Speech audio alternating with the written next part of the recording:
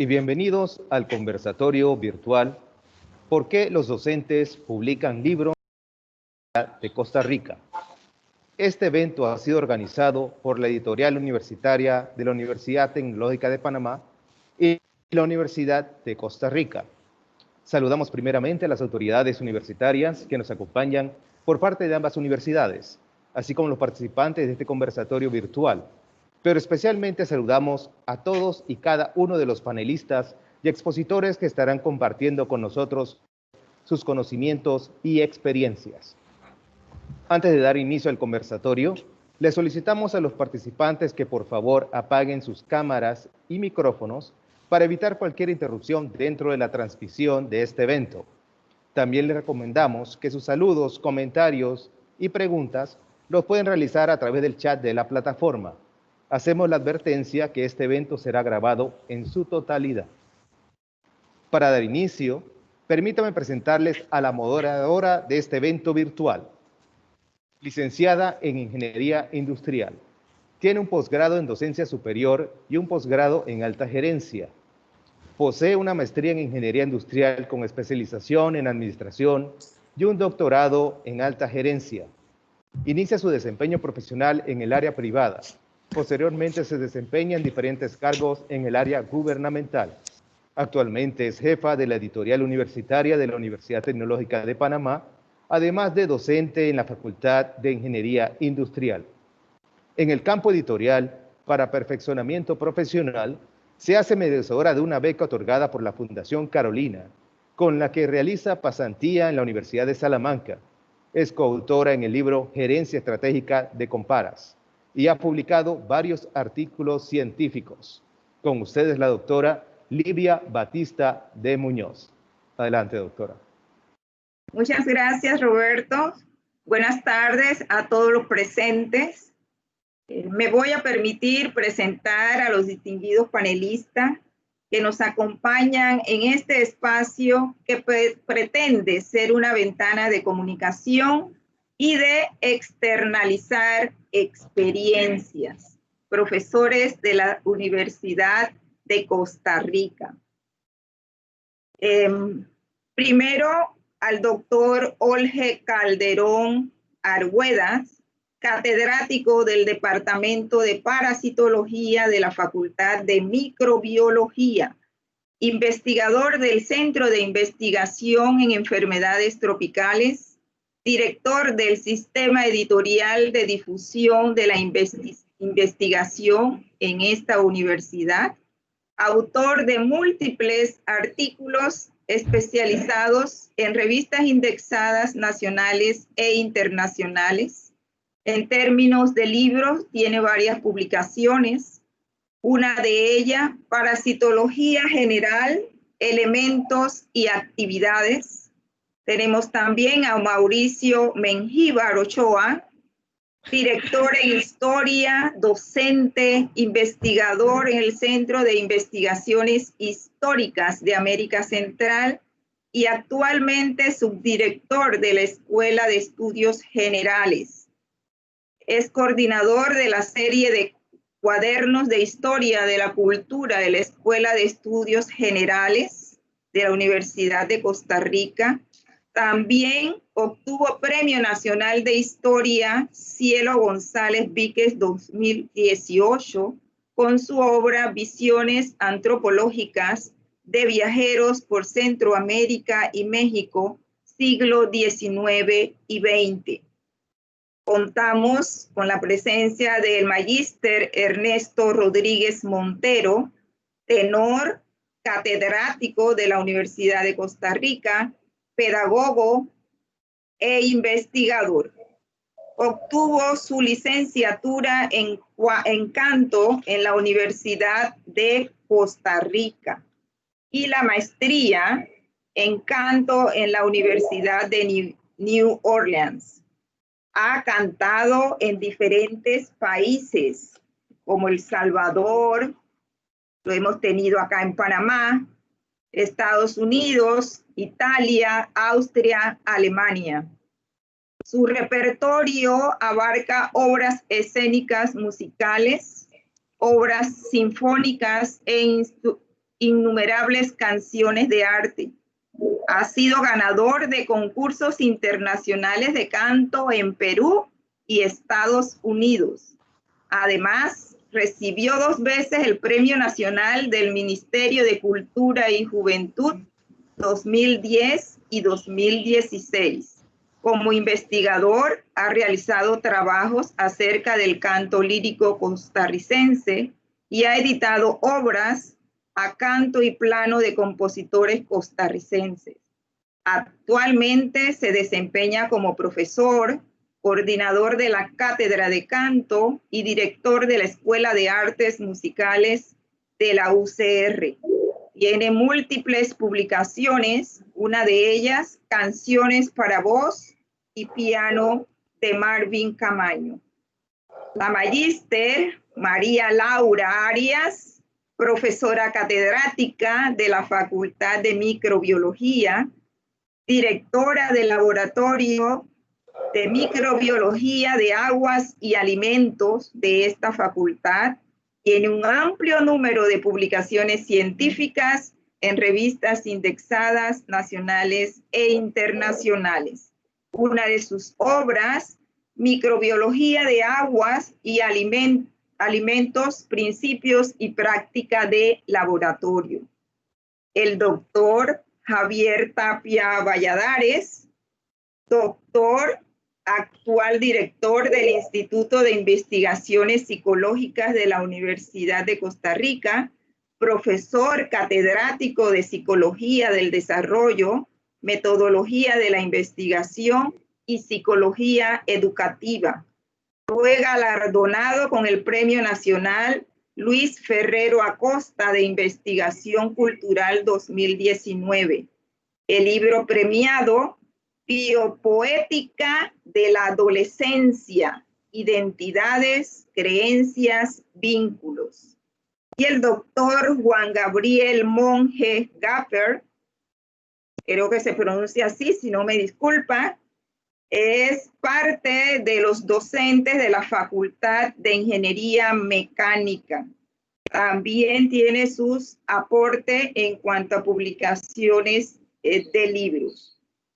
Como pueden observar, tenemos panelistas en diferentes áreas del saber.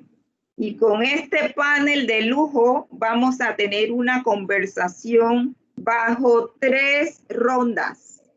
La primera consiste en lanzar una pregunta común para todos los panelistas y tendrán como 3 minutos para responder.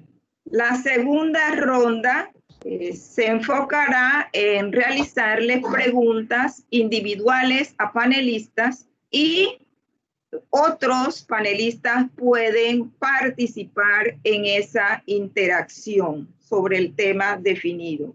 Y la última ronda es responder a las preguntas que tenga a bien el público. Dicho esto, damos inicio al conversatorio y con el permiso de los panelistas, varones, caballeros, le vamos a dar la palabra inicial a nuestra profesora María Laura. Profesora Laura, todos los panelistas hemos escuchado en su breve reseña de publicaciones, tienen libros publicados en la Universidad de Costa Rica a través de la editorial de esta institución. Y por supuesto, la pregunta que corresponde en esta primera ronda es conocer de ustedes, en este caso, iniciando con usted, ¿qué la motivó a publicar un libro en la universidad que la acoge? Muchas gracias por la pregunta. Muy buenas tardes a todos. Tengo muchísimos años de trabajar en la universidad. Por mis manos han pasado muchísimos estudiantes porque yo doy un curso que se llama Microbiología de Alimentos y Aguas, que es de último año en la formación del microbiólogo. como insumos de ese curso hay una enorme cantidad de libros, obviamente, libros que han sido editados en Estados Unidos, en Europa, etc. Pero hay varias razones que nos llevaron a mi sección a hacer un manual propio para nuestros estudiantes.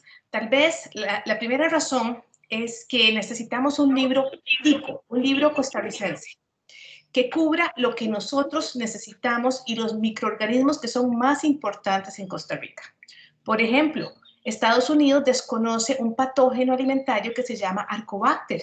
Lo desconoce totalmente. Y aquí es frecuente, lo aislamos de pollos y lo hemos aislado hasta de casos clínicos. Entonces necesitábamos un libro que supieran nuestros estudiantes que tenemos una metodología para aislarlo, para identificarlo, etc. Entonces necesitamos un libro en términos ticos. Segunda razón, necesitamos un libro que sea asequible en cuanto al lenguaje a nuestros estudiantes. Yo quisiera que todo el mundo hablara inglés y francés, pero seamos sinceros, es una muletita que tiene mucha gente que no entiende el inglés o el inglés técnico. Entonces, traerlo al español era una gran ventaja. Tercero, hacer técnicas que sean factibles en Costa Rica. Los países desarrollados vuelan literalmente en las técnicas que pueden desarrollar para aislamiento e identificación de microorganismos, pero ese no es el caso de Costa Rica. No obstante, no vamos a dejar de hacer aislamientos por esa razón, ni vamos a dejar de investigar por esa razón. Tenemos miles de herramientas que podemos usar, aunque sean un poquito más sencillas que las de otros países. Y la cuarta, que tal vez debería ser la menos importante, pero no necesariamente para la población estudiantil universitaria, es el costo de los libros. Un libro de microbiología de alimentos traído al país me puede costar de $300 para arriba. No todos los estudiantes tienen acceso a esos $300. Entonces, decidimos hacer una compilación de temas muy bien descritos. La editorial nos ayudó montones con la elaboración del libro, trae esquemas, trae teoría, trae una invitación a seguir haciendo microbiología de alimentos. Y ha sido tan popular, por así decirlo, que los laboratorios externos lo han comprado y estamos tirando una nueva edición que va a ser más elaborada aún. Va a traer fotos a color, en fin, una serie de nuevas herramientas para hacerlo todavía más atractivo a la docencia. Gracias. Muchas gracias, profesora. Excelente. Vamos a escuchar ahora la opinión, porque dijimos que la primera ronda es sobre la misma pregunta. Mauricio, el doctor Mauricio, a ver qué opinión nos tiene al respecto. ¿Por qué ha publicado Mauricio en la Universidad de Costa Rica? Muchas gracias, es un gusto estar acá con ustedes y muchísimas gracias por la invitación tanto a la Universidad de Técnica de Panamá como a Olger, que ha sido el intermediario en este proceso y bueno, estoy honrado de compartir con ustedes. Sí, yo quisiera hacer una distinción, referirme a dos publicaciones dentro de la Universidad de Costa Rica, dentro del sistema editorial. Una va en la misma dirección que planteaba María Laura. Les cuento que bueno, la Escuela de Estudios Generales, que posiblemente en Panamá no suene a mucho, es el primer año, bueno, da una serie de cursos que son parte de la formación humanista de la Universidad de Costa Rica. Una buena parte de estos cursos se llevan en el primer año, pero hay otros que se llevan a lo largo de la carrera de las y los estudiantes. Dentro de la Escuela de Estudios Generales, yo estoy en una sección que es la sección de Historia de la Cultura, y nosotros y nosotras tenemos una colección que se llama Cuadernos de Historia de la Cultura, que está orientada en esta misma dirección de esta compilación que hicieron las y los colegas, a la cual se refirió María Laura. Nosotros tenemos en este momento alrededor de 31 números publicados desde el 2004. Para comentarles algunos datos, quizá el número más vendido, ahorita está en formato digital, dada la pandemia. El CIEDIN, valga la propaganda, hizo una excelente colaboración digitalizando los libros y eso nos ha permitido que nuestros estudiantes tengan estos textos en un momento tan complicado como este. pero bueno, iniciamos alrededor del 2003 publicándolos, y nuestro bestseller andará por alrededor de 11,000 ejemplares vendidos. Y ahí tenemos otros que han sido menos vendidos, que han venido publicándose a lo largo de este tiempo. Y bueno, yo ahorita ya no tengo la cuenta exacta, pero en este proceso hemos participado diferentes colegas de nuestra escuela, y también hemos invitado a otras unidades académicas. Y el propósito es precisamente tener un material que sirva a nuestros y nuestras docentes y a nuestros estudiantes, que esté adaptado a las necesidades específicas de nuestros estudiantes, porque, como les decía, la Escuela de Estudios Generales es una escuela que recibe en su primer año a estudiantes, ¿verdad?, que vienen de colegio, todavía son de colegio, y aquí es como una suerte de paso mediante el cual les enseñamos algunos de los rudimentos de la investigación académica, que luego utilizarán en sus respectivas escuelas, pero también problematizamos al respecto de problemas fundamentales para la historia universal, para la historia de América Latina, y entonces estos textos han ido cambiando. Es muy interesante porque son una suerte de fascículos o libros cortos. El más largo tendrá 100 páginas, pero en un formato más pequeño. Hay otros que son más cortos, y que nos da además la flexibilidad de irlos cambiando conforme van cambiando nuestros programas. Es decir, lo que buscamos es que los programas vigentes ¿verdad?, durante un periodo estén acompañados por estos fascículos, por estos libros. Y en ese sentido, uno de mis libros está encaminado a apoyar el trabajo que realizamos. Nosotros en historia somos, en la sección de historia somos alrededor de 40 docentes, y cada docente puede tener entre 1 y 4 grupos, y cada grupo puede tener alrededor de 45 estudiantes. Por eso es que tienen tanta acogida también, ¿verdad? Son textos que son de carácter pues vinculante para los estudiantes. Entonces, ese es un elemento fundamental, que estén adaptados en este contexto a este público meta. Y el segundo texto al cual se refería usted cuando tuvo la amabilidad de presentarme es un texto de carácter historiográfico especialmente, donde lo que vemos es cuáles son las miradas antropológicas de los viajeros por México y Centroamérica. Y en este caso, les comento que somos parte de una red, yo soy parte de una red, y en esta red nos encontramos diferentes docentes y nos dimos cuenta que teníamos intereses comunes. Y en este caso hicimos una alianza, ¿verdad? Una colega que se llama Patricia Alvarenga y otra que se llama María Esther Montanaro, y decidimos articular un libro que permitiera dar una visión más amplia, no solo de Costa Rica, sino de Centroamérica y México, ¿verdad? Tratando de dar esta visión sobre cómo veían los viajeros a los pueblos indígenas. Como ustedes señalan, bueno, ahí para nosotras y nosotros los historiadores hay un estímulo que es muy importante, que es un premio de historia, que en nuestro gremio significa un reconocimiento y la posibilidad de que otros colegas y otras colegas puedan recibir y utilizar, criticar el libro, ¿verdad? Entonces, una oportunidad fabulosa para efectos de la divulgación. Y una de las decisiones clave que tuvimos, o una de las discusiones que tuvimos, era a dónde publicarlo.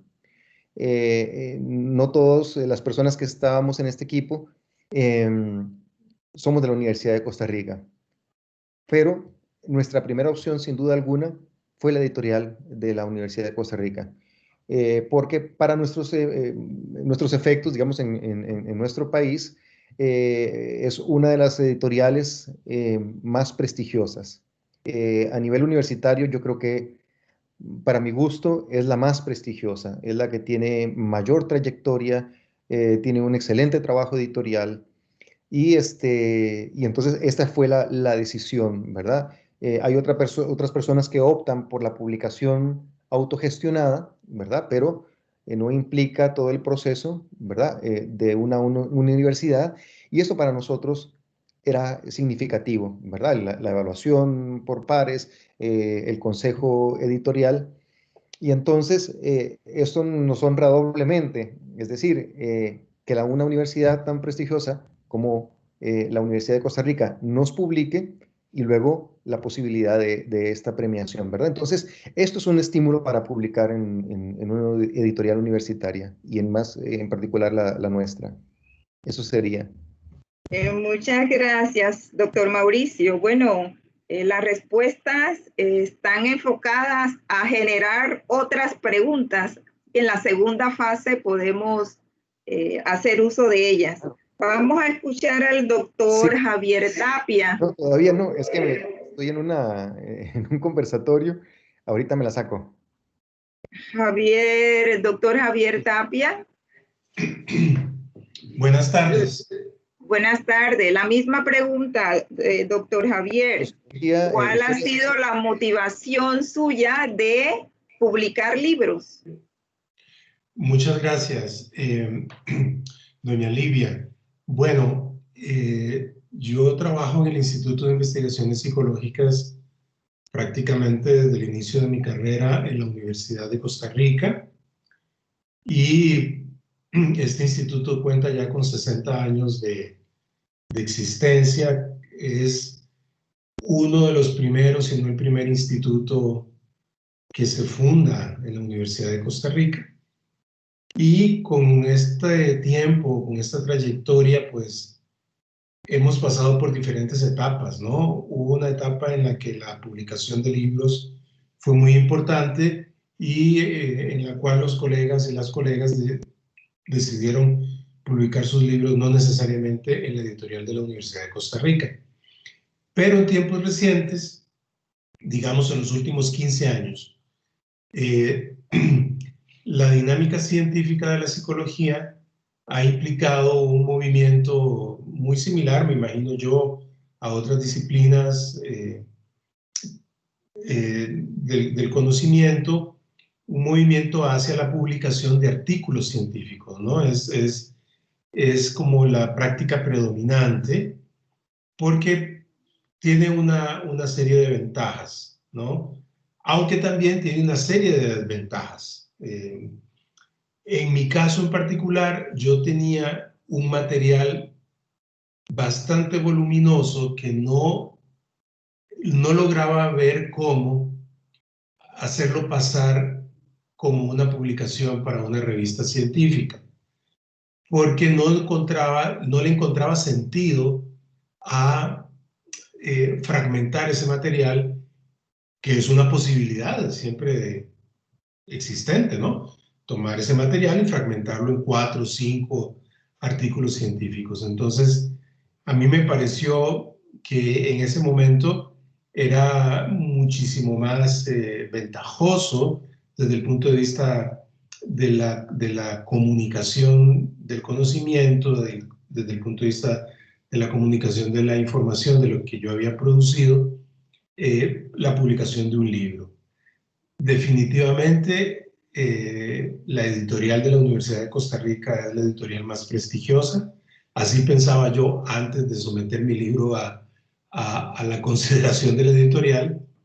Y después de pasar por el proceso editorial y me impresionó muchísimo el grado de detalle y de cuidado y de atención a todos los aspectos de la producción del libro.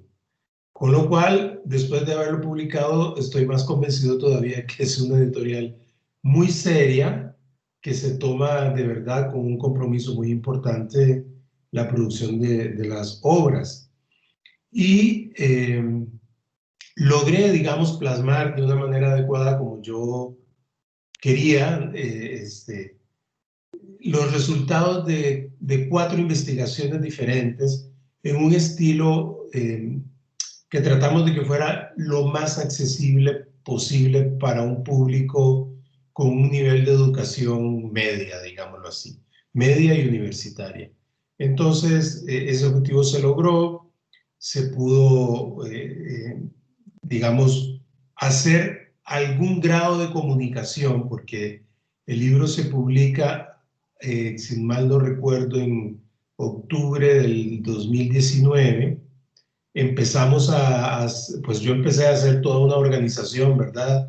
Desde el instituto para difundir la existencia del libro, y hicimos 2 mesas redondas, incluso hicimos una mesa redonda en la sede de Occidente, y tenía planeado hacer otras cosas cuando sobrevino la pandemia. Sin embargo, la pandemia sobreviene apenas 15 días después, o por lo menos el confinamiento inicial, 15 días después de que se me comunica que el libro resulta premiado con el Premio Nacional de Investigación Cultural, lo cual fue una enorme y positiva noticia. Gracias, yo creo, en buena medida a que el libro logró pulir, digamos, su estilo de comunicación, su estilo de escritura, gracias a esas 4 revisiones filológicas que hizo la editorial, ¿verdad? Que fue un trabajo bastante arduo, pero que yo disfruté mucho porque a mí me gusta mucho la cuestión de la escritura. Y bueno, eso fue una gran noticia. Desgraciadamente, a partir de ahí, no se pudo hacer mucho ni con el premio ni con el libro, por la cuestión de la pandemia. Aún así, en el próximo 18 de noviembre voy a presentar el libro en un simposio virtual sobre juventudes, porque el libro se enfoca, o su tema central es la cuestión de la adolescencia en 3 ejes que llamamos identidades, creencias y vínculos, y se lanza el concepto de biopoética en este libro, y entonces ha surgido ese interés por parte del Consejo Nacional de la Persona Joven para que el libro se pueda presentar en el contexto de un simposio virtual o digital sobre juventudes que se va a tener en el mes de noviembre.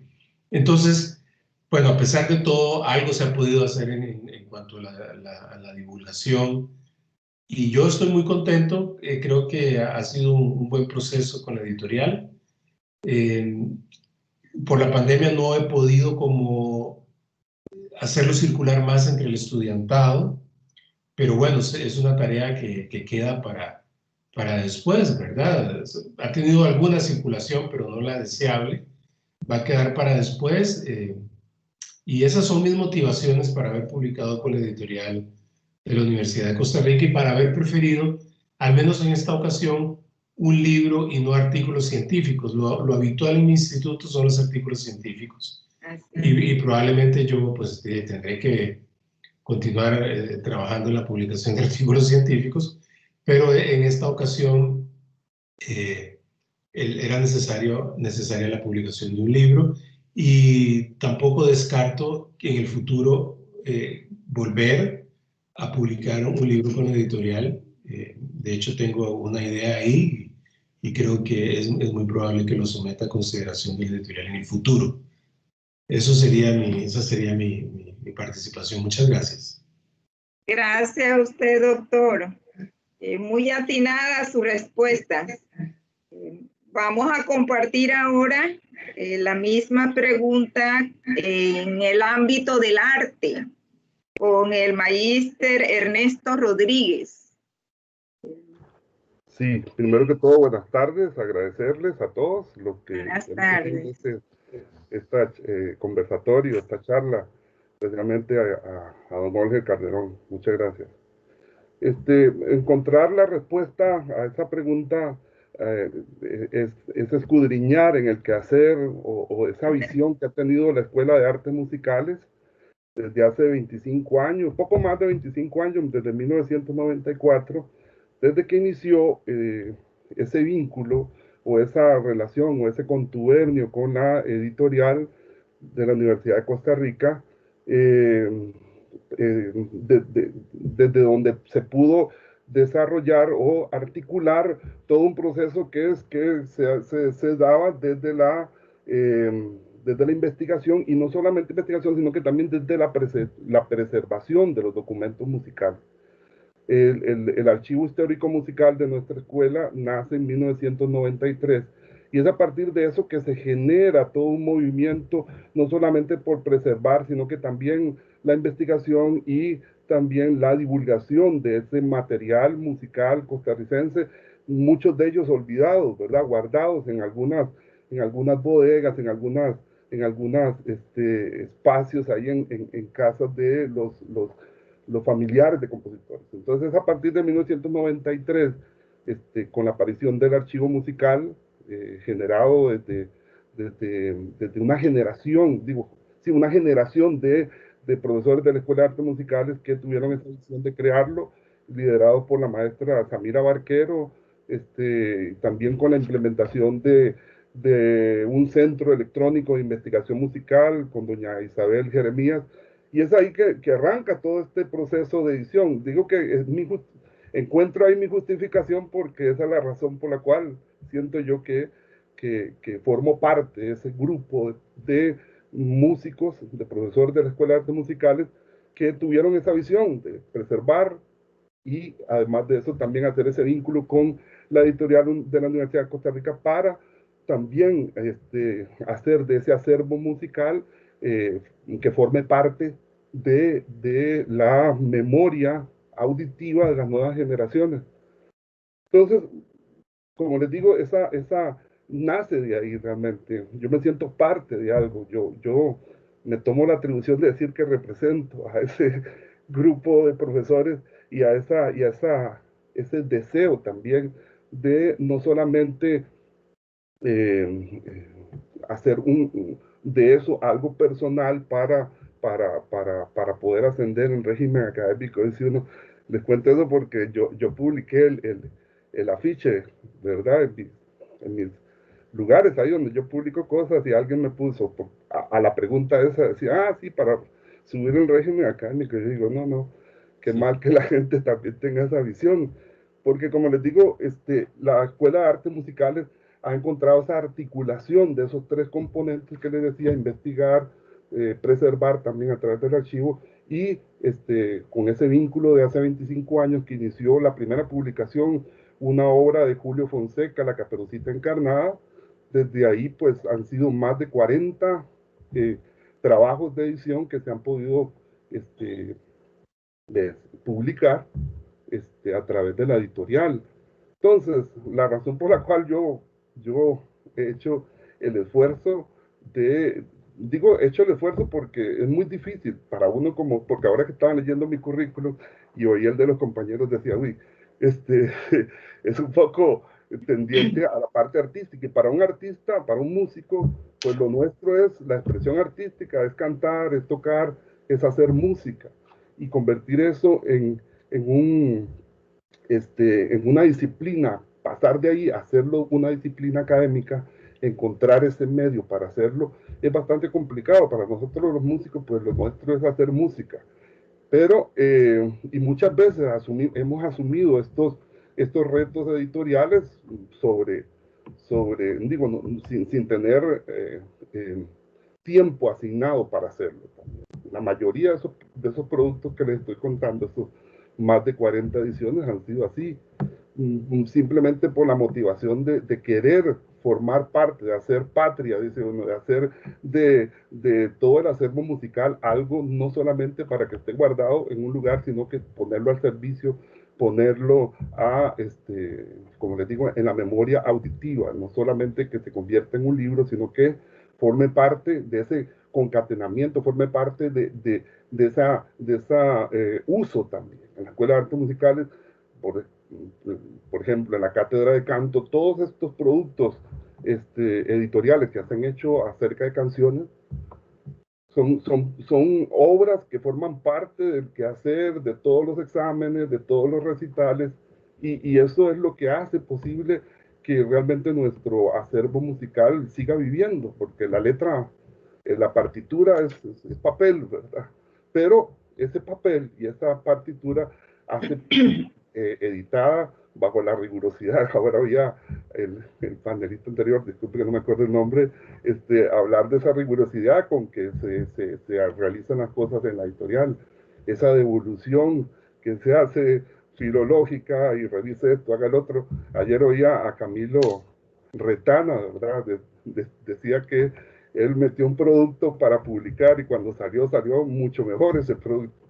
Eso es una gran satisfacción realmente para los que hacemos este esfuerzo, la iniciativa de publicar con una editorial tan rigurosa como la editorial de la Universidad de Costa Rica, a la cual siempre le he tenido un gran agradecimiento, mucho, puedo decir hasta cariño. Por eso estoy aquí también y dije presente, sí, claro, quiero participar, porque publicar para la editorial de la Universidad de Costa Rica es para los profesores realmente un honor poder ver el producto terminado, sabiendo de que detrás de ese libro, de esa compilación de papel, hay un trabajo riguroso de un equipo que inclusive en la parte musical ha ido también de la mano aprendiendo mutuamente, por así decirlo, porque editar música no es sencillo. Pero, como les digo, esa motivación ha sido de publicar, ha sido esa, ¿verdad? Nace de todo ese conjunto de esfuerzos de una generación de músicos y profesores de la Escuela de Artes Musicales que sigue empujando y que sigue aportando para que el acervo musical costarricense siga viviendo, siga sonando, siga preservando y siga formando parte de la cultura de nuestro país. Muchas gracias, Magíster Ernesto. Bueno, podemos decir que cada libro es un arte. El producto final es artístico. Y creo que el doctor Olger, lo hemos dejado de último y a propósito, en esta pregunta, nos puede apoyar a responder dos cosas. No porque usted está aquí, me imagino los diferentes participantes han expresado la buena acogida que han tenido a través de la editorial de la Universidad de Costa Rica. Nosotros podemos también tener la certeza de que es así, pues a través del sistema de editoriales universitarias de Centroamérica, de SEDUCA, lo hemos planteado diferentes colegas, señalando que la Universidad de Costa Rica, y en este caso la editorial universitaria, constituye un modelo de éxito en la región. Y por eso estamos aquí compartiendo con ustedes, buscando cuál ha sido esa motivación, esos escalones que han tenido que subir para llegar a donde están ahorita en esta parte exitosa en cuanto a la acogida que hacen los docentes y todos ustedes catedráticos para publicar sus obras, en donde cada uno ya ha expuesto qué los ha motivado. El doctor Olger, usted está en dos aguas, en dos roles.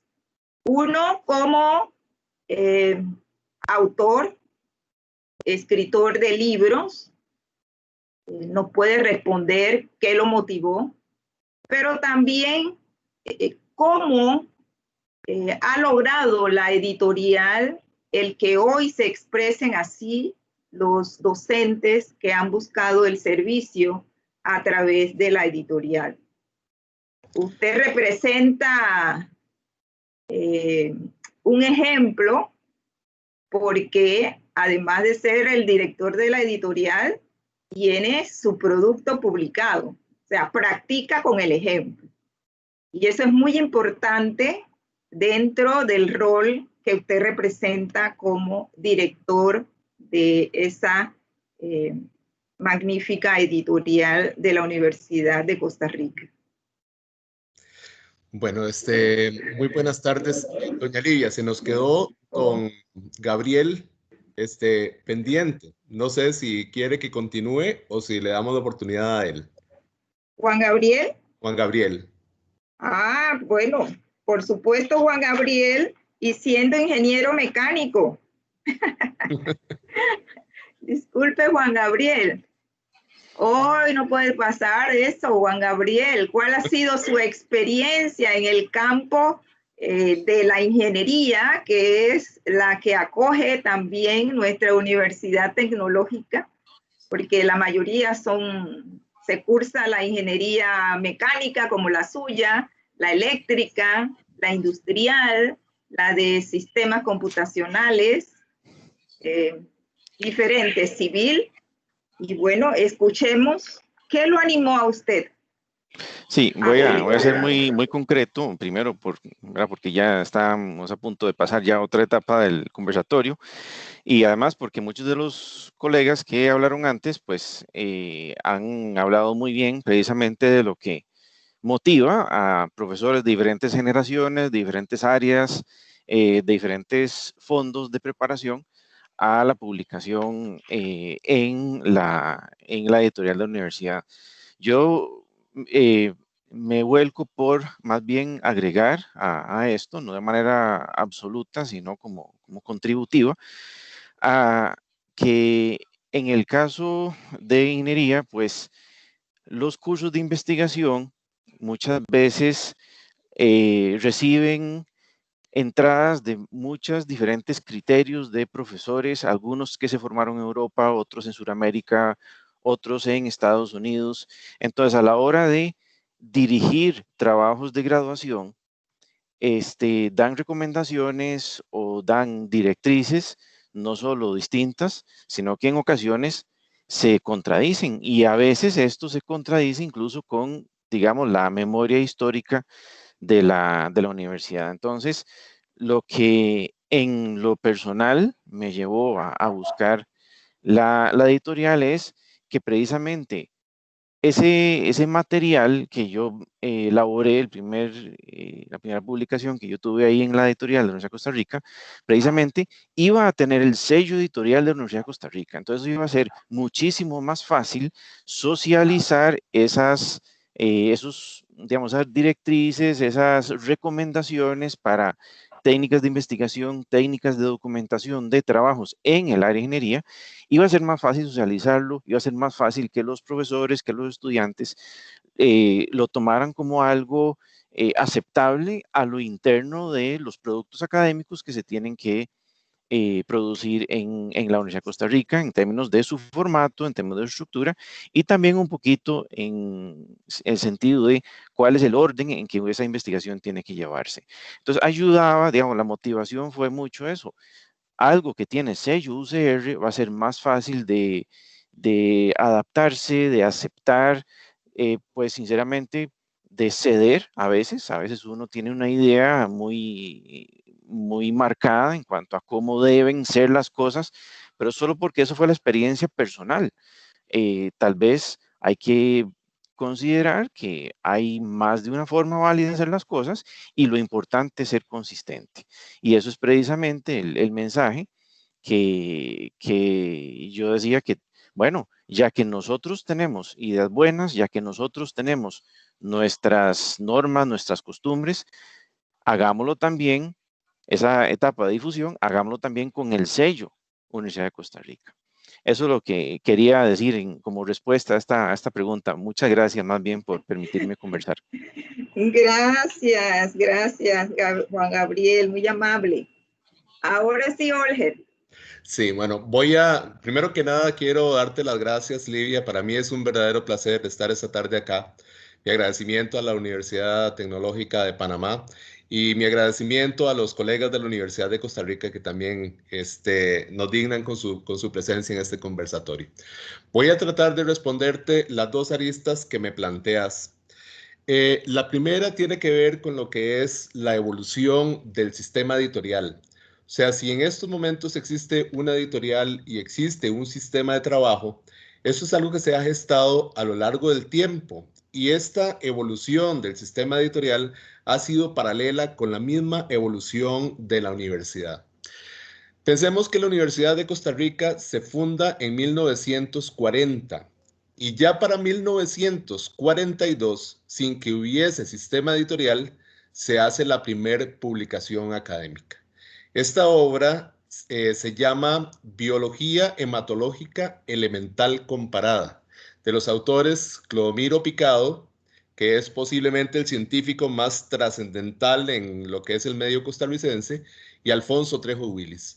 Esta obra fue una motivación, sin lugar a dudas, para que la universidad viera como importante la generación de material académico en la misma institución.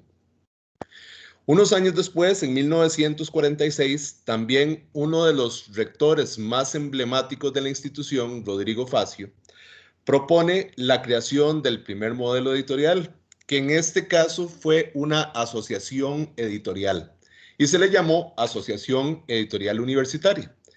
Tenía una estructura muy simple, era sencillamente una organización donde había docentes, administrativos, estudiantes y público de la sociedad que aportaban una cuota de dinero, alrededor de $3 máximo, para poder solventar el costo de las publicaciones, que después se repartían dentro de la asociación. Este modelo editorial permitió entonces la generación de las primeras obras y de rescatar algunas obras de la literatura costarricense, considerando que Costa Rica todavía no tenía una editorial del Estado, que es la Editorial Costa Rica y que se gesta hasta el año 1959.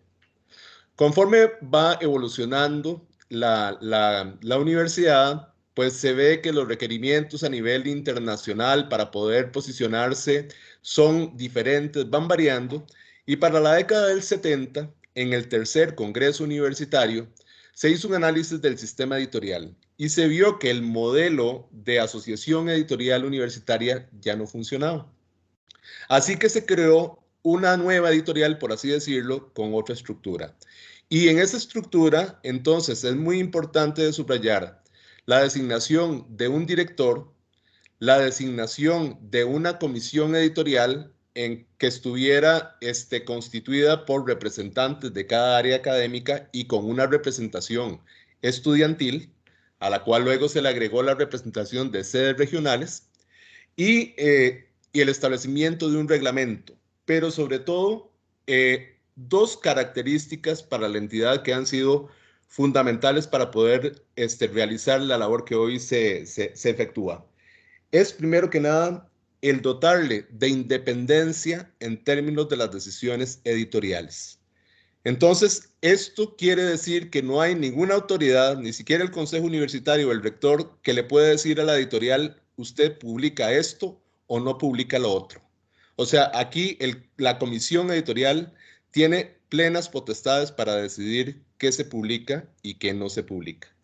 Y lo otro es su carácter determinativo. Entonces, obviamente, esto más las políticas editoriales, que ha sido un norte de la editorial, es lo que permite establecer los procedimientos, los sistemas de dictamen, y lo que son los procesos técnicos internos que nos generan los productos editoriales. Para mí realmente ha sido un honor poder conducir a esta editorial UCR, que ese fue el denominativo que tuvo a partir de los años 70, editorial UCR y no editorial universitaria, hasta estos días. Bueno, ese es mi comentario respecto a la evolución del sistema editorial.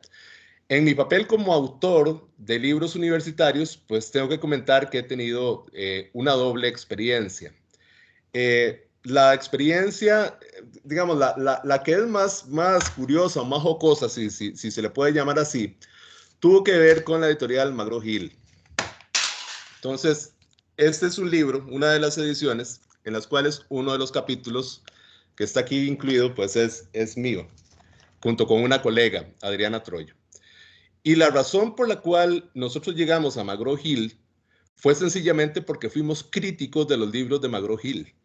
Es decir, cuando empezamos a ver, por ejemplo, lo que los distribuidores nos ofrecían para poder impartir nuestros cursos de parasitología, empezamos a hacer los análisis de contenido y nos damos cuenta que había muchos errores conceptuales, o el enfoque estaba mal, o había cosas que eran sencillamente impublicables.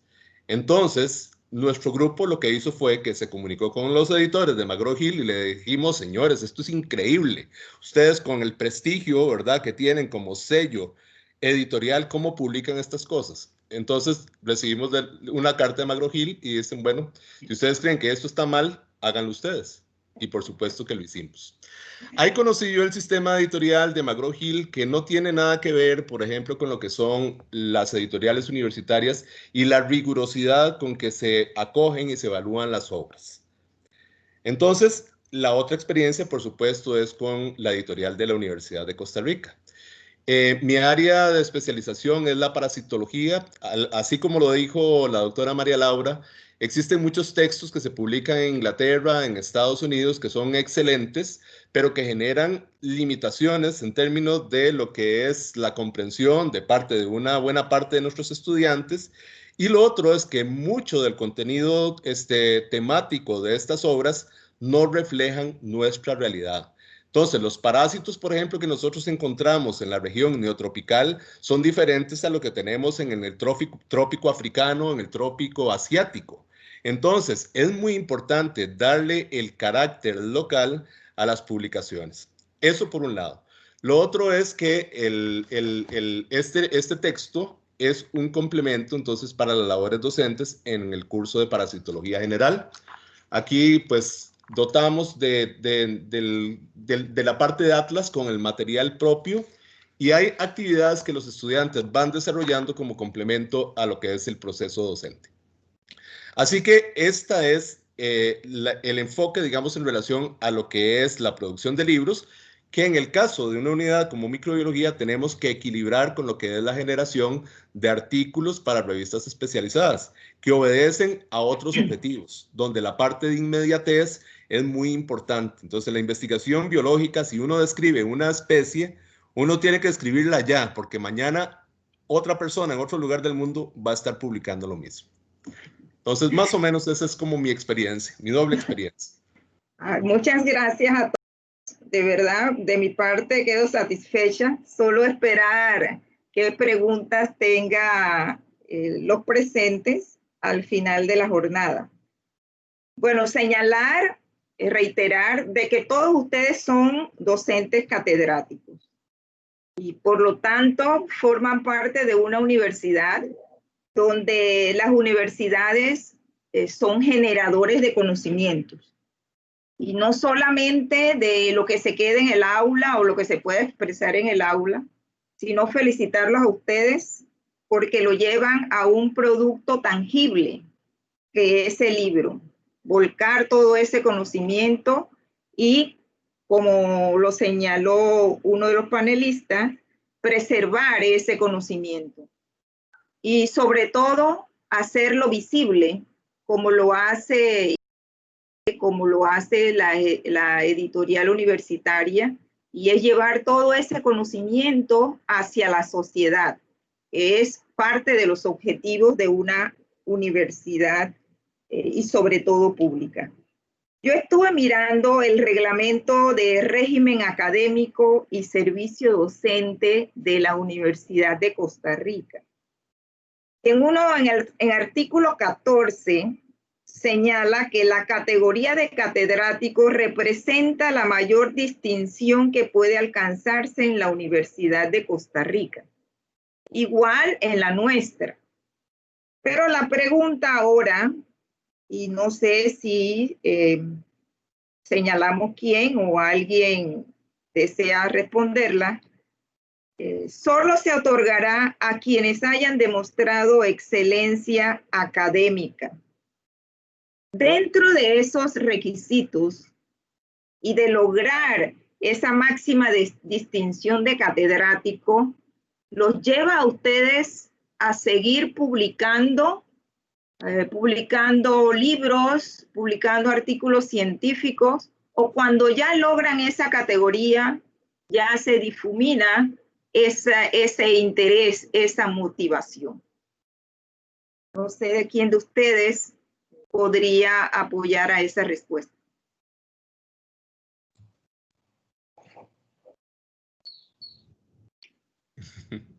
Con gusto. Tenemos varios Mauricio. proponentes. Sí, voluntarios. Dígame, doctor. Bueno, gracias. Bueno, yo creo que, bueno, la categoría de catedrático en el caso del sistema de méritos de la Universidad de Costa Rica, habría que decir que tiene una especificidad que no sé cómo será en la universidad en Panamá, y que es que una vez alcanzado esta categoría, hay una serie de pasos académicos, ¿verdad?, que hay que seguir, que uno puede, en el que uno puede avanzar. Es decir, no se termina. Tenemos 5 pasos, en total 153 puntos. Cuando para alcanzar el grado de catedrático son 90 puntos, ¿verdad? Y a partir de ahí hay un margen para subir. No quiere decir que todo el mundo lo haga, ¿verdad? Pero incluso hay gente que supera este puntaje, que es el puntaje que se reconoce en términos salariales, ¿verdad? Y hay gente que supera por mucho los 153 puntos, ¿verdad? Lo cual se logra en muy buena medida a partir de la publicación, ¿verdad? Eso es un elemento fundamental. Luego la otra cosa es que hay, creo, en la universidad diferentes modelos, y yo creo que para mí eso es importante señalar. Yo conozco uno, puede haber otros, que es el modelo de historia. En nuestra universidad están articuladas, ¿verdad? O deben estar articuladas, idealmente, no sucede siempre, la investigación, la acción social, la docencia, pero también como parte de la docencia el posgrado. Y lo que ha hecho la Escuela de Historia es un modelo en ciencias sociales, o uno de los modelos en ciencias sociales más interesante, que creo que también se da en psicología. Pero en el caso de historia, articulan la docencia de la escuela con un centro de investigaciones y un posgrado. Y es muy interesante porque tanto se aprovechan la investigación del posgrado, del grado y del Centro de Investigaciones Históricas para fomentar y crear publicaciones, ¿verdad? Entonces, lo interesante es que son las personas que están en la mayor altura del régimen académico la que ha llegado a producir esta simbiosis, ¿verdad? Y entonces uno ve a colegas que ya son catedráticos, ¿verdad? Pero que están en estos lugares, que coordinan proyectos de investigación, que están dirigiendo el posgrado, que articulan de manera tal, ¿verdad?, que no solo siguen generando ellas y ellos mismos, sino que también hacen una especie de arrastre, jalan a estudiantes y a otros docentes a la publicación, ¿verdad? Entonces, a mí eso me parece, digamos, un modelo interesante, ¿verdad? Y luego, creo que hay como digo, es heterogéneo, pero hay una cultura de la investigación y de la publicación, ¿verdad? Que en la universidad. No todo mundo lo sigue, pero hay una tendencia que a partir de que es uno de los ejes fundamentales, ¿verdad? Tenemos 3, la acción social, docencia e investigación, que marca el quehacer de la universidad, ¿verdad? Entonces, si bien privilegiamos mucho la docencia, es el rubro que más presupuesto tiene, el segundo es el de la investigación. A partir de los tiempos asignados, por ejemplo, y hay un proceso de competencia, de concursar por fondos, y eso permite llevar la investigación a otros niveles. Y eso para nosotras y nosotros es un punto fundamental dentro de nuestro quehacer, dentro de nuestra vocación, dentro del gusto de investigar. Muy oportuna la palabra cultura dentro de la Universidad de Costa Rica. Eso es muy importante para el término de la academia, el tener esa cultura de investigación. Profesor Ernesto, ¿usted quería comentar algo al respecto?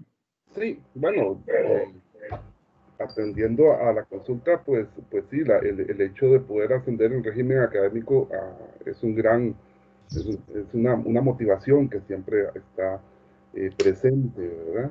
Especialmente lo veo desde la unidad académica nuestra, los músicos, como yo les contaba, pues uno está abocado a hacer música, a seguir creciendo en la parte artística, y muchas veces pues se nos hace un poco difícil el tiempo y las actividades que uno tiene que dedicar para todo ese proceso de el montaje repertorio, las presentaciones y demás. Se hace un poco complicado, y ciertamente el hecho de poder subir el régimen académico es una gran motivación. Pensando en la experiencia propia y en la experiencia de los otros compañeros de la unidad académica que son catedráticos, considero que en una buena cantidad continúan con ese deseo de seguir aportando, de seguir formando parte el aporte que se tiene que dar, el aporte que se tiene que dar a partir de la experiencia, ¿no? Docente, a partir de la experiencia artística también, y continúan todavía con el deseo y la motivación de seguir publicando. Entonces, siento que la realidad es que cuando uno es catedrático, si quisiera, no sigue publicando, si quisiera, podría, por decirlo de alguna manera coloquial, dormirse en los laureles, ¿verdad? Sin embargo, la experiencia personal lo que he percibido en el ambiente, por lo menos el entorno más cercano, es que los compañeros pues siempre tienen ese deseo de seguir haciendo trabajo investigativo y tratar. Pues ese es mi aporte. Yo siento que si bien es cierto, cuando uno termina de ser catedrático, inclusive no son 5, sino son 7 pasos más, inclusive para los que ya superamos los 7 pasos, todavía seguimos con ganas de seguir aportando y publicando. Qué hermosas palabras, muy motivadoras para todos los que estemos escuchando. Profesora María Laura, también quería expresar algo, pero quisiera orientarla un poco hacia si eso que señala el reglamento de régimen académico de ustedes representa una presión, un compromiso, o lo ven como un legado que van a dejar a ustedes a la institución. La respuesta que cada uno de nosotros tenga al régimen académico es algo como muy personal. Realmente la universidad no nos exige ni pasar adjunto, ni pasar asociado, ni después del catedrático continuar. Pero los que nos gusta trabajar en la universidad, definitivamente tenemos pasión por la investigación, en cualquiera de las ramas, artística, científica, la que sea. Y ese entusiasmo no se apaga con los años, ni se apaga con el puntaje. Uno sigue queriendo, a pesar de tener los puntos, uno sigue queriendo investigar, estar actualizado, aportar.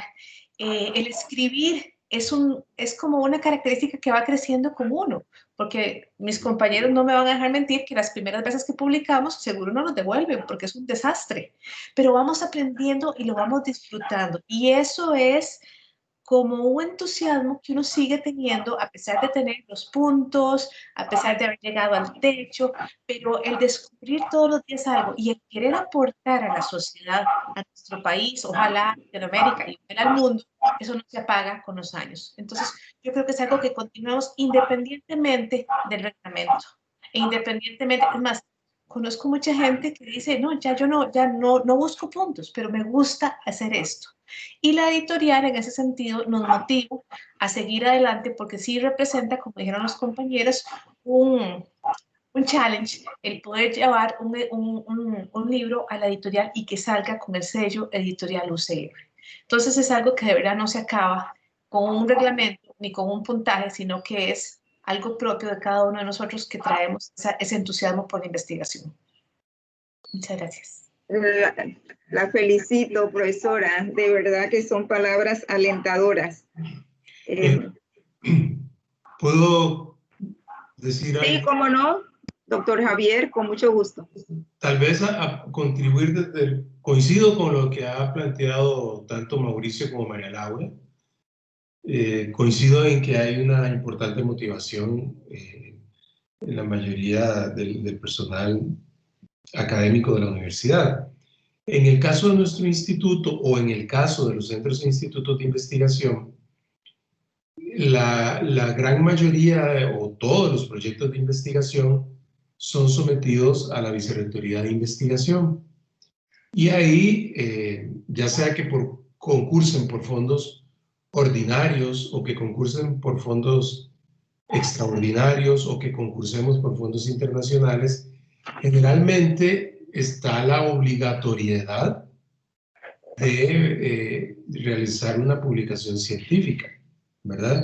Esta norma es más o menos reciente, no fue así, no ha sido así todo el tiempo, ¿no? Yo tengo unos 25 años de servicio en la universidad y recuerdo que al inicio de mi carrera académica no era así, pero desde hace un tiempo para acá, no logro precisar como el plazo o la fecha, sí es una obligación que cada proyecto de investigación conduzca a una publicación, ya sea un libro, un artículo científico y además incluso a veces alguna otra forma más bien divulgativa, no tanto de difusión del conocimiento, sino más para el gran público también, ¿no? Entonces, yo no, digamos, no quito o no excluyo para nada, porque lo vivimos también en nuestro instituto. La mayoría tienen ganas, están motivados, lo hacen como por contribuir realmente a la sociedad, aunque también es cierto, no podemos perder de vista que las regulaciones nos exigen como parte de esa cultura de la investigación, ¿verdad? Que hagamos una publicación. Hasta el momento no conozco a nadie que haya protestado por eso, ¿verdad? Eso significa que la gente está de acuerdo y coincide, y, ¿verdad? Que efectivamente es una necesidad, una exigencia legítima, ¿verdad? Que forma parte de la cultura académica, la cultura de investigación. Gracias. Gracias a usted por el aporte. Bueno, nos señalan de que está la cultura, el entusiasmo, el dejar el legado. Preguntamos al doctor Juan Gabriel, ¿ha escuchado usted o ha expresado usted en algún momento, no tengo tiempo para escribir? ¿Es posible escuchar eso entre los académicos? Sí, pero es que hay un pero grande ahí, efectivamente. Esa es, yo creo, la queja más común, pero es un artificio en realidad, y yo no voy a hablar mal de mis colegas, voy a poner el ejemplo mío, es muy sencillo. Y es lo siguiente, es que creo que no tengo tiempo. No es que no tengo tiempo, creo que no tengo tiempo. Pero muchas veces es nada más, a veces simplemente una cuestión de pasar por la primera vez de publicar, pasar por ese dolor de la primera vez donde le rechazan a uno de manera parcial la obra, le dicen me arregle esto y lo otro y aquí, y también un poco el miedo de que de verdad le digan que no, o que le digan que sí y uno publique algo y pues tal vez no salió tan bien como uno esperaba o reciba críticas. Entonces, en realidad, eso es como un escudo. Si uno tiene en su interior un libro, una producción, eso va a querer salir. Y el peor error que uno puede cometer es que uno dice, bueno, voy a escribir un libro. No, no. Uno tiene que justamente dejar que el libro salga solito, para que los miedos o las actividades diarias, responder los correos electrónicos o lo que sea, no sean los que le apaguen a uno la llama y precisamente uno entre como en ese engaño, lo que uno necesita hacer es separar un rato, un bloque de 1 hora o 2 horas a la semana, que no es nada, eso es muy fácil de separar, gastarlo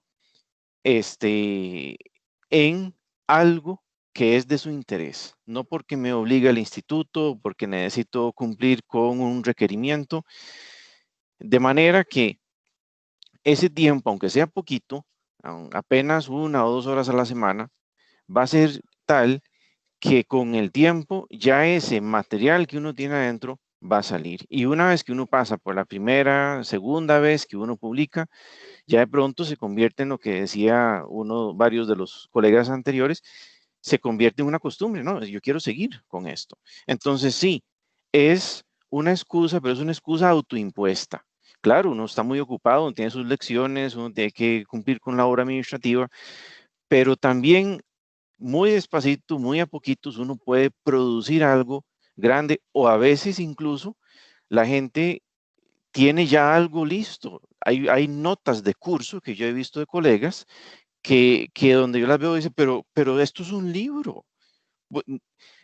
Solo tenés que cambiar un poco la diagramación y eso ya es un libro. ¿Verdad? No. Y al contrario, sí lo es, pero no se les había ocurrido. Y aunque dicen, yo no tengo tiempo para escribir un libro de hidráulica computacional, ya sus notas de clase son un libro de hidráulica computacional, por ejemplo. Entonces, al rato hasta lo tienen listo y no tienen que dedicarle mucho tiempo. Entonces, al menos en el área de ingeniería es mucho desconocimiento o un poquito de miedo, pero ocurre con mucha frecuencia. Bueno, ¿esto valdrá la pena? No solo vale la pena, sino que ya casi está listo, solo que usted no se ha dado cuenta. Gracias. Y desde el punto de vista de la psicología, doctor Javier, ¿qué nos puede responder en cuanto a si hay tiempo o no hay tiempo para escribir y publicar? Mire, es que en la Universidad de Costa Rica tenemos la Escuela de Psicología, cuya función fundamental es la enseñanza, la docencia, y tenemos el Instituto de Investigaciones Psicológicas, que es el que yo dirijo ahora y al cual he pertenecido pues a medio tiempo por toda mi carrera académica.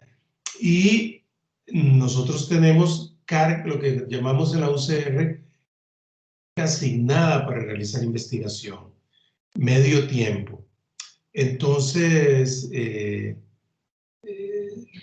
no es posible que alguien diga que no puede o que no tiene tiempo porque está contratado precisamente para hacer eso. ¿Verdad? Entonces es una obligación, forma parte de su contrato de trabajo, realizar al menos una publicación por cada proyecto de investigación. Yo lo que añado es que aparte de, es decir, entre mis colegas nunca he escuchado a alguien que diga que no lo quiere hacer o que no lo va a hacer o que no está motivado para hacerlo.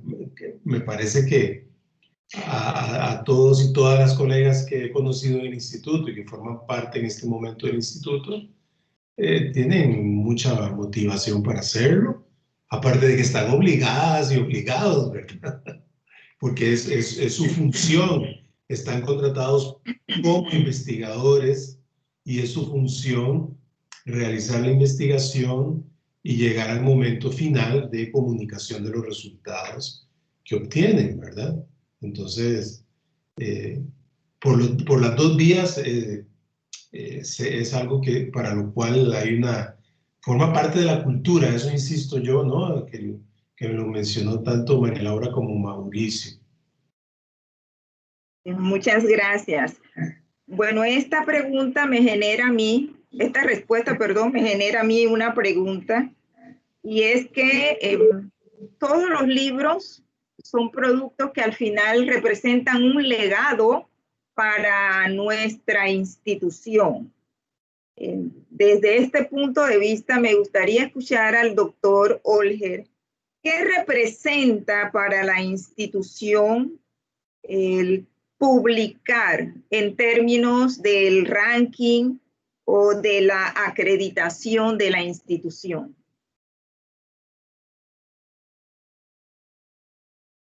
No se escucha, Olger. Está apagado. Ya. Se apagó. Sí.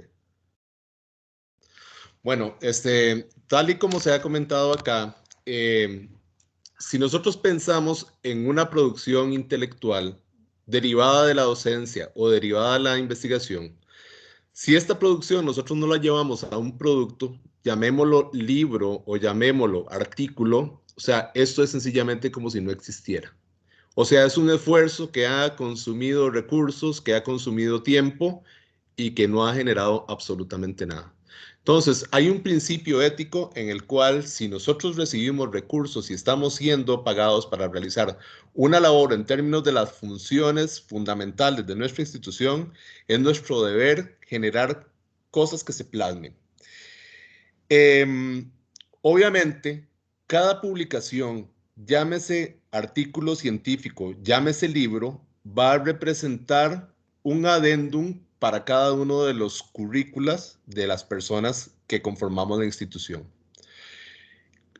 Cuando se hace la valoración, digamos, de la institución en términos de ranking, es muy importante valorar esta producción intelectual de parte de los académicos.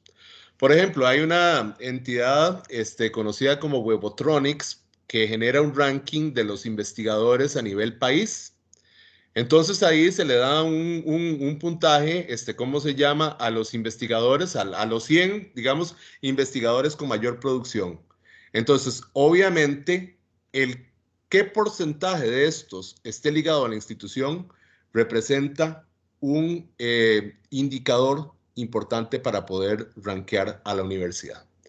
Así que ese esfuerzo que cada uno y cada una de nosotros hace, al final de cuentas se traduce en un aporte para lo que es el mejor posicionamiento institucional.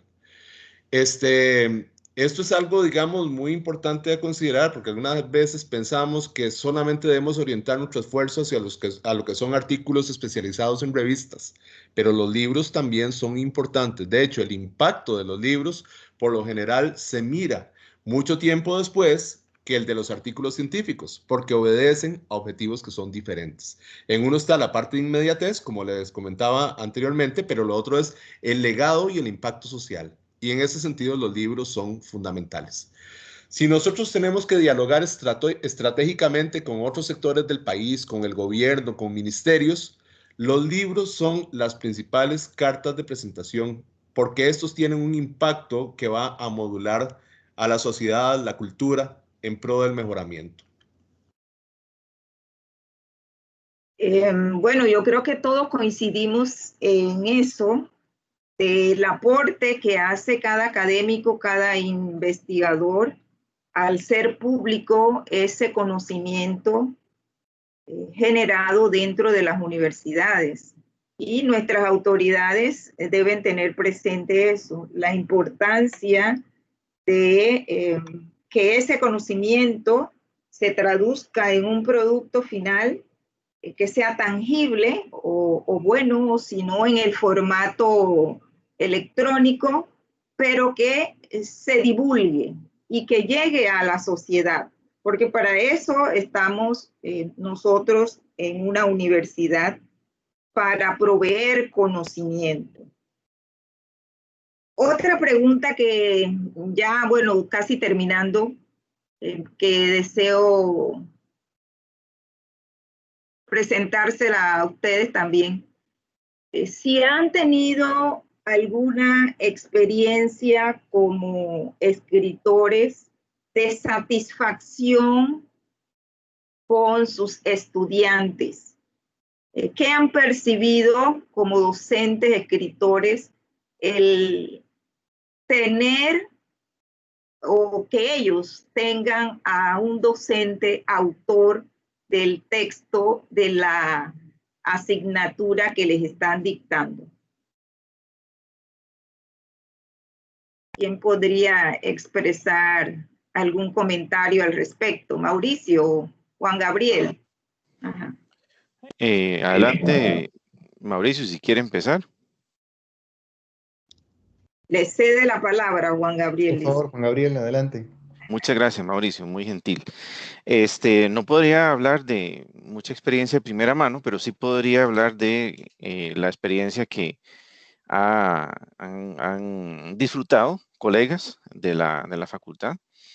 Y es que precisamente, ¿verdad? En pasillos oyen, oyen su apellido, oyen su nombre y no están hablando de él, están hablando de su libro, ¿verdad? Y eso en realidad es, digamos, fue muy satisfactorio para el colega, un colega que es ingeniero civil, justamente que oyó a unos estudiantes mencionando el apellido de él y él se medio acercó a la oreja a ver exactamente si estaban tratando de insultarlo, hablando mal de él, y no estaban hablando de él, estaban hablando del libro de él. Y estaban diciendo que era mejor estudiar de ese que de otro, y ni siquiera era para un curso que él impartía. Entonces, ¿qué es lo que quiero decir? A veces no, la mayoría de las veces uno no va a ver el impacto positivo que una obra de cualquier tipo tenga, pero ahí está.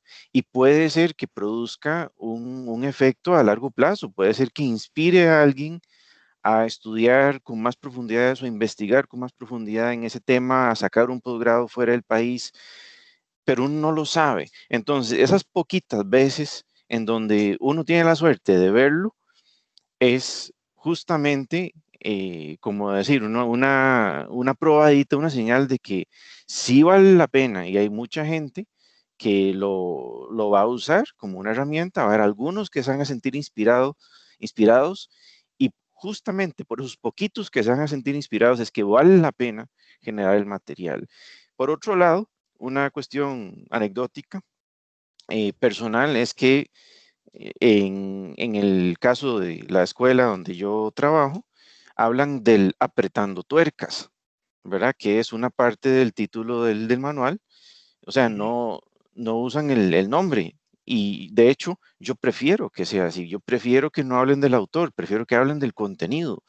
Y hablan digamos, se refieren al manual como el apretando tuerca, o sea, lo que les llamó la atención.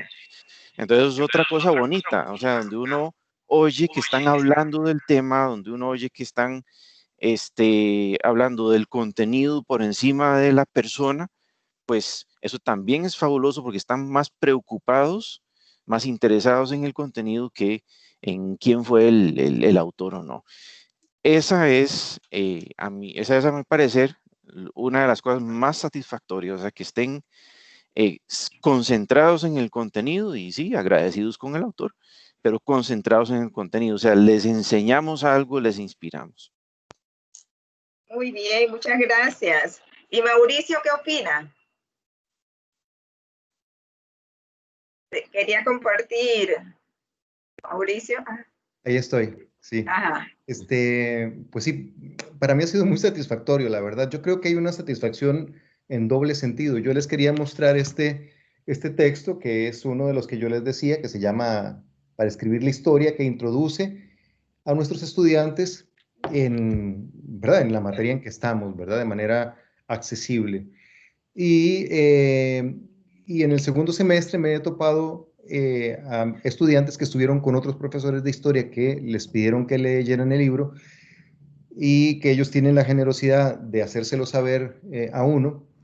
Y creo que hay una cuestión de una sensación de doble vía vinculada al tema del orgullo. Yo me siento muy orgulloso de haberles podido aportar, pero también ellos y ellas se sienten orgullosas y orgullosos de tener a un profesor que ha publicado, ¿verdad? Entonces, ahí hay una retroalimentación muy interesante, ¿verdad? Que a mí me motiva muchísimo, ¿verdad? En seguir pensando en proyectos que puedan serles de utilidad.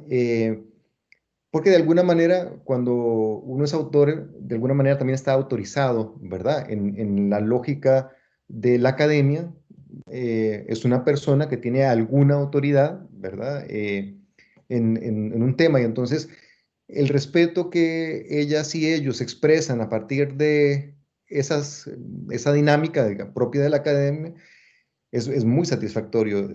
Para mí es de las sensaciones más satisfactorias cuando eso sucede. Sí, gracias.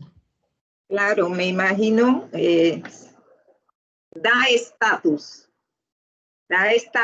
el tener frente a un grupo de estudiantes, el señalar, este es el libro que vamos a utilizar en nuestra cátedra, e igualmente los estudiantes, así como nos sentimos los docentes satisfechos por el deber cumplido, asimismo se sienten nuestros estudiantes al tener un profesor que ha validado su conocimiento a través de un libro.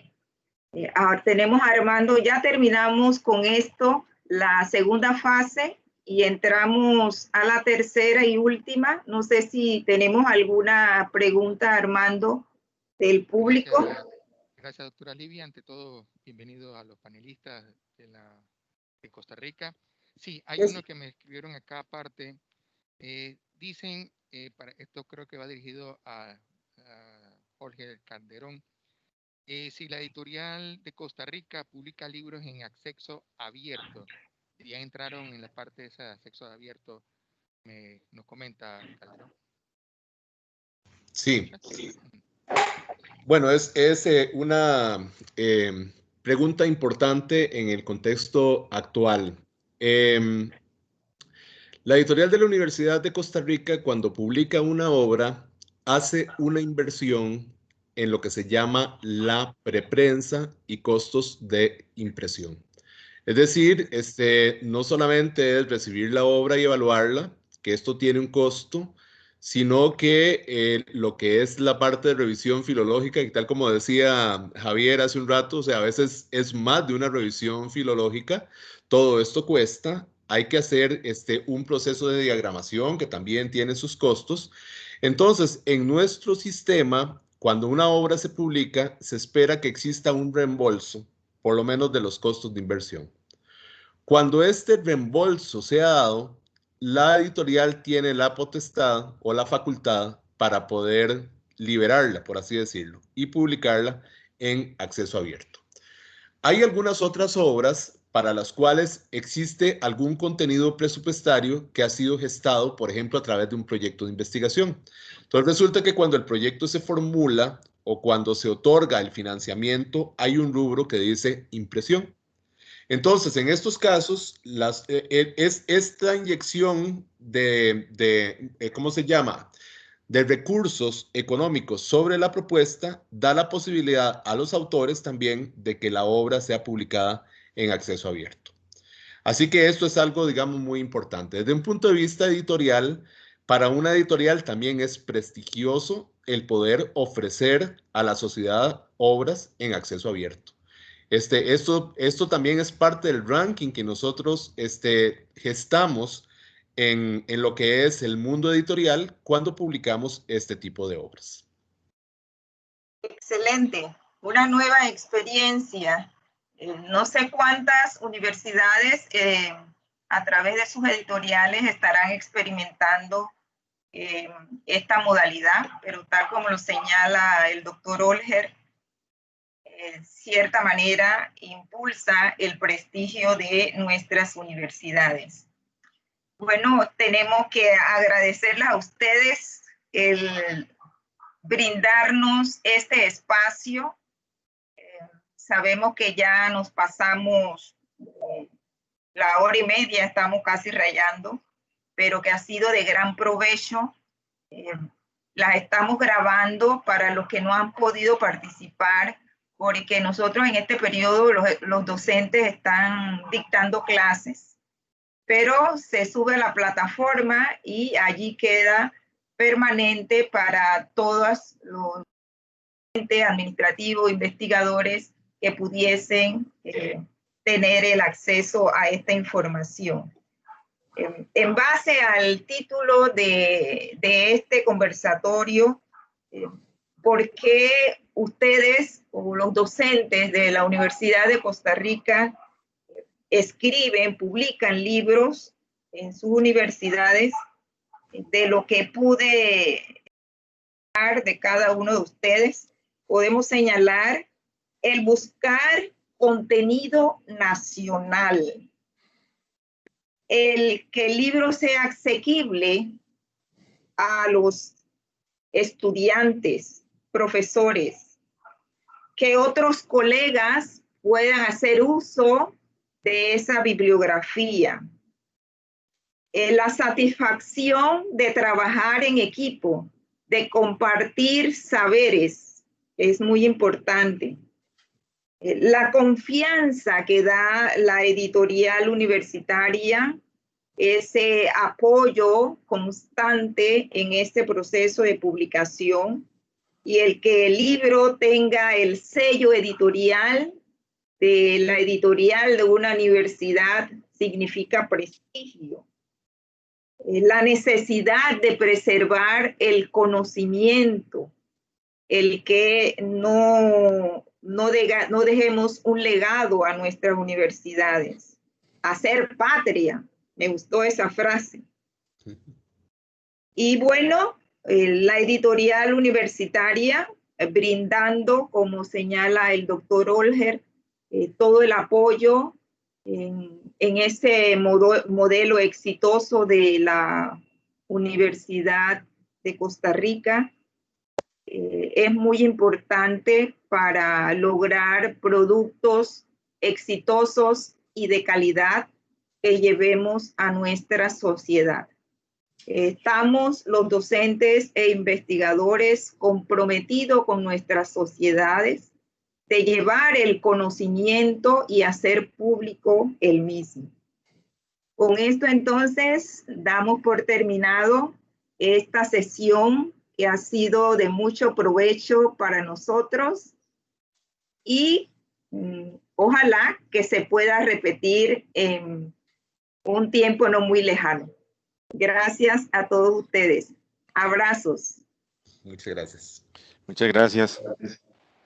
Muchas gracias, muchas Buenas gracias. tardes.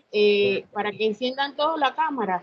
De esta forma, damos por finalizado este conversatorio virtual, no sin antes agradecer a cada uno de los presentes por su presencia y participación a este evento, en especial a nuestros distinguidos panelistas.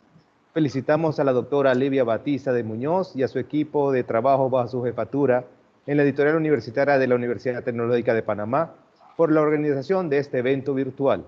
Muchas gracias y buenas tardes. Buenas tardes.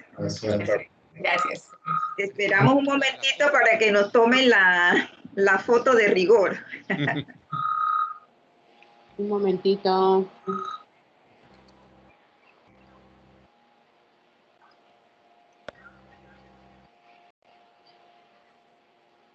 Vamos.